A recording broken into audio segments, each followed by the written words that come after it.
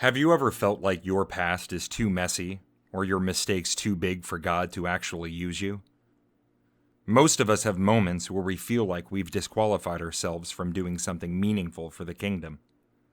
But today I want us to look at a man who was once public enemy number one of the Christian faith. Before he was the Apostle Paul, he was Saul, a man who didn't just disagree with the church, he tried to destroy it.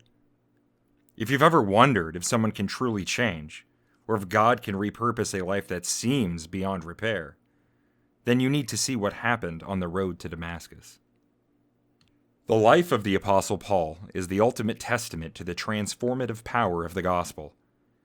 Before his encounter with Christ, Paul, then known as Saul, was a man who believed he was serving God through rigid legalism and the violent persecution of the early church.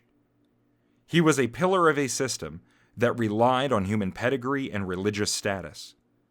But on the road to Damascus in Acts 9, Paul realized that true righteousness doesn't come from our own accomplishments or our standing in an earthly system. It comes from a complete surrender to Jesus. Paul's life proves that no one is too far gone. As he wrote in 1 Timothy 15 through 16, he considered himself the chief of sinners, yet he was shown mercy so that Jesus Christ could display his perfect patience.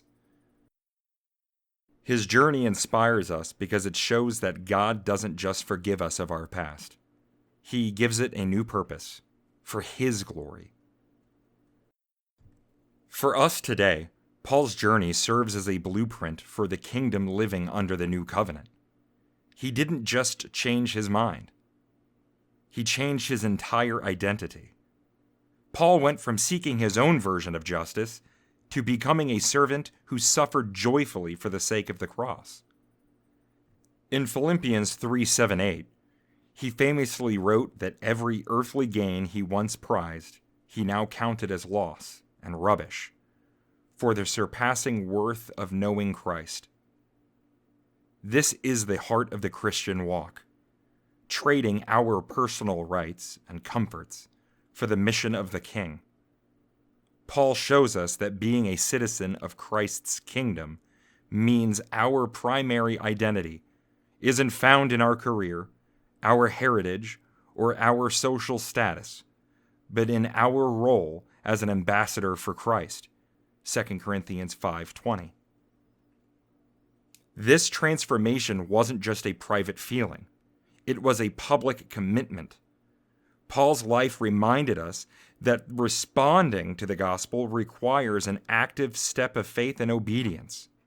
Just as Ananias told him in Acts 22:16, "And now, why do you wait? Rise and be baptized and wash away your sins, calling on his name." Paul moved from a state of spiritual blindness to a life of clear-eyed purpose. If God could take a man who was breathing threats and slaughter against the church and turn him into the greatest missionary the world has ever known, imagine what he could do with a heart today that is simply willing to ask, "Lord, what do you want me to do?"